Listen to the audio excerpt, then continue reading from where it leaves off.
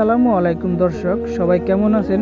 আজ 18ই রমজান। আমি সৌদি আরবের জুবাইল থেকে দ্বিতীয়বারের মতো ওমরার উদ্দেশ্যে রওনা দিব। আপনারা যে বাসটা দেখতে পাচ্ছেন, এটা হচ্ছে এক লাক্সারি বাস, মানে একদমই ভিআইপি, খুবই ভালো সার্ভিস দেয়। আর এই বাসটা কিন্তু সম্পূর্ণ এসি। আপনারা এই যে আশেপাশে যে বাসগুলো দেখতে পাচ্ছেন, এই সবগুলোই ওমরার উদ্দেশ্যে রওনা হয় এখান থেকে। আমার সাথে আমার কিছু সাথী আছে, তো আমরা হচ্ছিলাম মোট 6 জন। এখানে পাঁচজন আছি, আরেকজন হয়তো ভিডিওতে উঠতে পারে নাই। তো এখানে এখন হচ্ছে যারা যারা উমরা করতে যাবে, এই যে পিছন থেকে সবাই সিরিয়ালে টিকিট কেটে এই উমরা করতে যাবে, এই গাড়িতে উঠে যাবে এখন। আর বাসের যে ভিতরেরটা দেখাই, ভিতরের সিটগুলো, ভিতরে একদম সুন্দর, ভালো পরিবেশ, একদম ভিআইপি।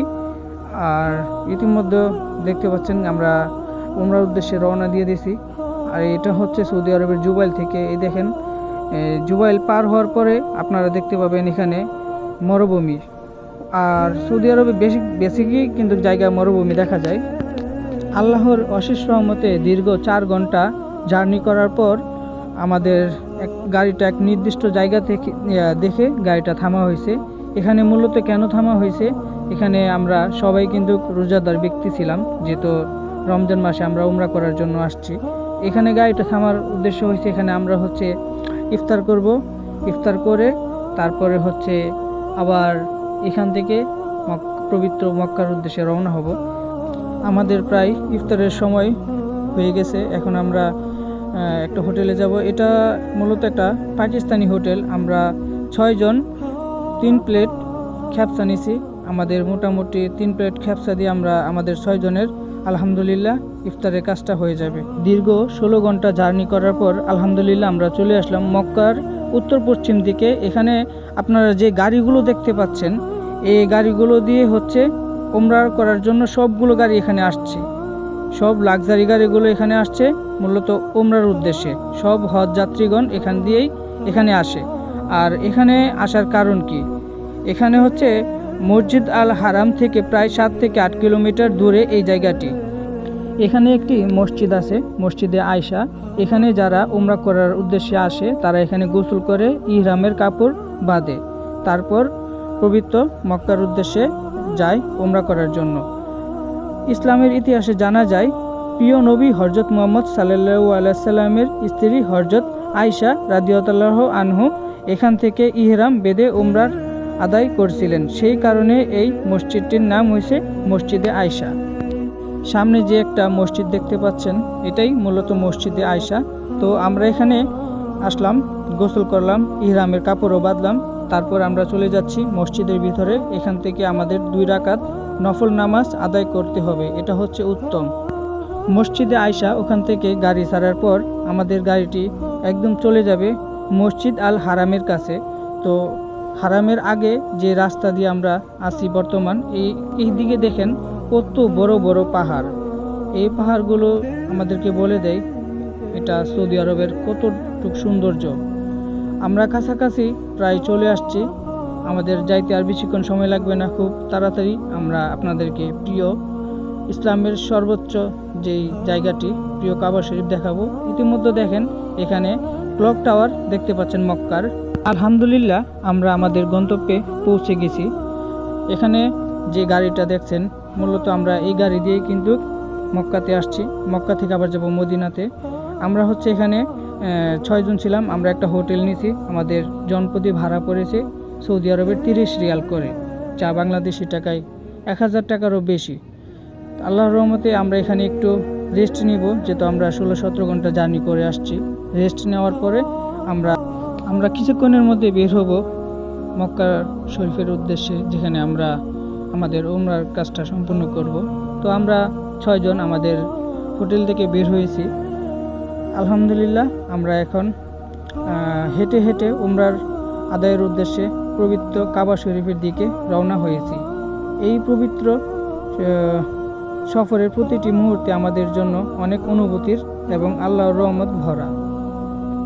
আল্লাহ আমাদের উপর আমাদের উমরা কবুল করুক এবং সবাইকে এই পবিত্র স্থানে আনার তৌফিক দান করুক। যে রাস্তাটা দেখতে পাচ্ছেন খুবই সুন্দর একটি চমৎকার রাস্তা। তো চলুন আমরা আগে বাড়াই। দূর থেকেই চোখে পড়ল সেই বিখ্যাত ক্লক টাওয়ার। যত সামনে যাচ্ছি ততই মনে হচ্ছে আমরা পবিত্র কাবা শরীফের আরও কাছে চলে আসছি। এই অনুভূতি ভাষায় প্রকাশ করার মতো নয়। আমরা যখন পবিত্র কাবা শরীফের দিকে প্রবেশ করতে শুরু করলাম, তখন দূর থেকেই দেখলাম হাজার হাজার মানুষ একসাথে আল্লাহর ঘরের দিকে এগিয়ে যাচ্ছে। পৃথিবীর বিভিন্ন দেশ থেকে আসা মুসলমানরা সবাই একসাথে এখানে জড়ো হয়েছে। সবার লক্ষ্য একটাই, আল্লাহর সন্তুষ্টি লাভ করার জন্য।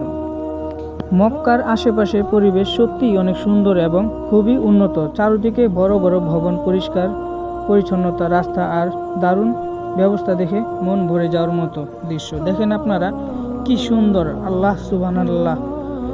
আমি সবার জন্য দোয়া করব, আমাদের যারা মুসলমান ভাই আছে, আল্লাহ যেন তাদের সবার মনের আশা পূরণ করে এবং তাদের সবাইকে একবার হলেও যেন এই উমরা করার তৌফিক দান করে। আমিন।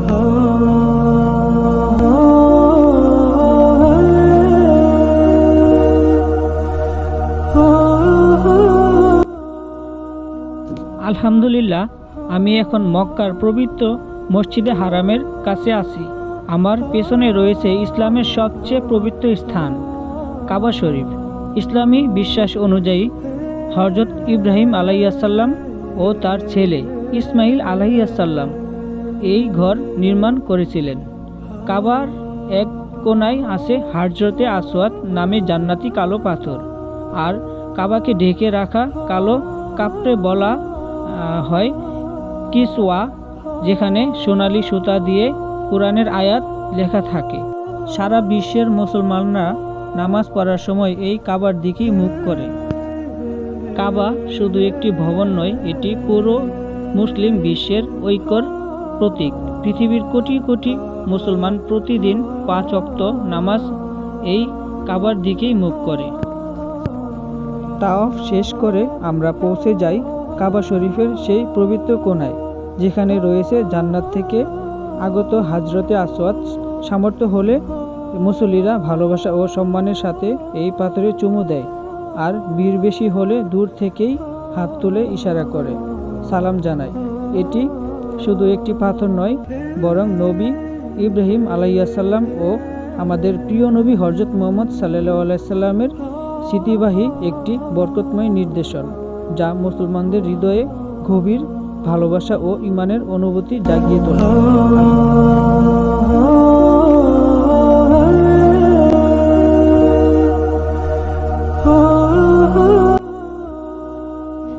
তাওয়াফ শেষ করার পর আমরা এখন সাফা ও মারওয়ার মাঝে সাই করছি। এই সাই স্মরণ করিয়ে দেয় মা হাজেরা আলাইহিসসালামের সেই ত্যাগের গল্প, যখন তিনি তার শিশু সন্তান ইসমাইল আলাইহিসসালামের জন্য পানির সন্ধানে এই 2 পাহাড়ের মাঝে 7 বার দৌড়েছিলেন। এরপর আল্লাহর রহমতে এখানে সৃষ্টি হয় জমজম কূপ, যা আজও লাখো মানুষের জন্য বরকতের পানি। আলহামদুলিল্লাহ, আমাদের উমরা শেষ করে আমরা রওনা দিলাম পবিত্র মদিনার উদ্দেশ্যে। তারপর গাড়িটি যখন 3 থেকে 4 ঘন্টা চলার পর আমাদের ইফতারের সময় দিল, যেহেতু আমরা রমজান মাসে বের হয়েছি উমরা করার জন্য। তারপর আমরা ইফতার কিনলাম। আর দেখেন এখানে যতগুলো বাস দেখছেন সবগুলাই মদিনাতে যাবে। এই মুহূর্তে আমরা উপস্থিত আছি মদিনার অত্যন্ত বরকতময় একটি মসজিদে কুবা।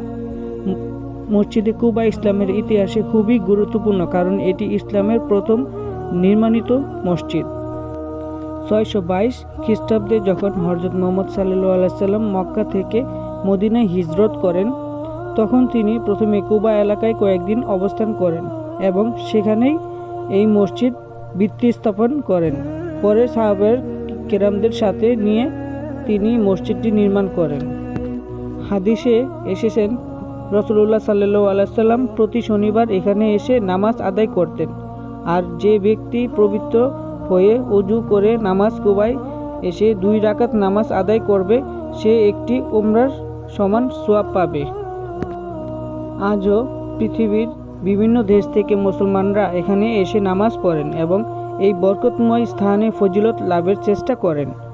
আপনারা যদি মদিনায় আসেন তাহলে অবশ্যই মসজিদে কুবা এসে 2 রাকাত নামাজ আদায় করবেন।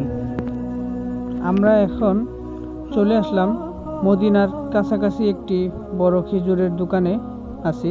এখানে অনেক ধরনের খেজুর পাওয়া যায়, যেমন আজোয়া, সাক্ষারি, সাফরি এবং মেজুল।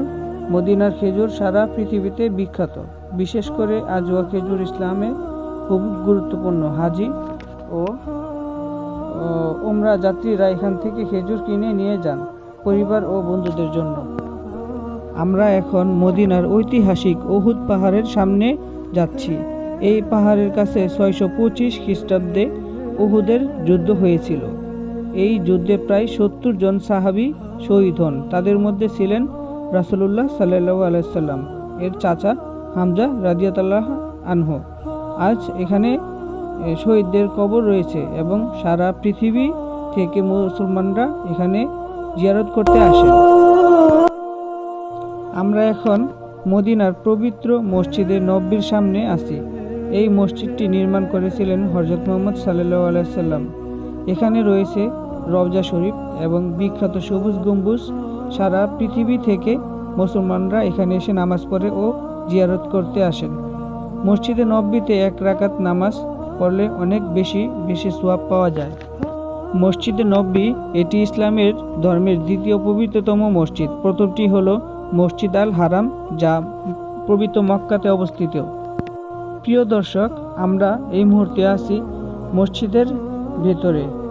সবচেয়ে পবিত্র স্থান হলো রওদা আল শরীফ।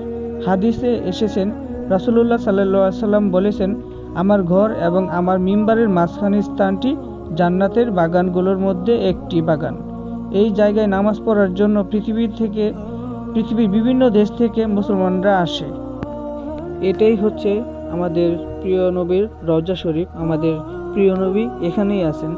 যারা ভিডিওটি দেখবেন তারা সবাই আমাদের প্রিয় নবীকে সালাম জানান। আসসালামু আলাইকা ইয়া রাসূলুল্লাহ, আসসালামু আলাইকা ইয়া নবী আল্লাহ, আসসালামু আলাইকা ইয়া খাইরা খালকিল্লাহ। আমরা এখন মদিনার মসজিদে নববীর বিখ্যাত সবুজ গম্বুজের সামনে আছি। এই গম্বুজের নিচেই শয়িত আছেন মহানবী হযরত মুহাম্মদ সাল্লাল্লাহু আলাইহি সাল্লাম। তার পাশেই আছেন হযরত আবু বকর রাদিয়াল্লাহু আনহু এবং হযরত ওমর রাদিয়াল্লাহু আনহু। সারা পৃথিবী থেকে মুসলমানরা এখানে আসে রাসূলুল্লাহ সাল্লাল্লাহু আলাইহি সাল্লামকে সালাম জানাতে। এই সবুজ গম্বুজ মদিনার সবচেয়ে পরিচিত একটি নিদর্শন। আপনারা মদিনা মসজিদে নববীর আজানটি শুনুন, ফজরের আজান এটা।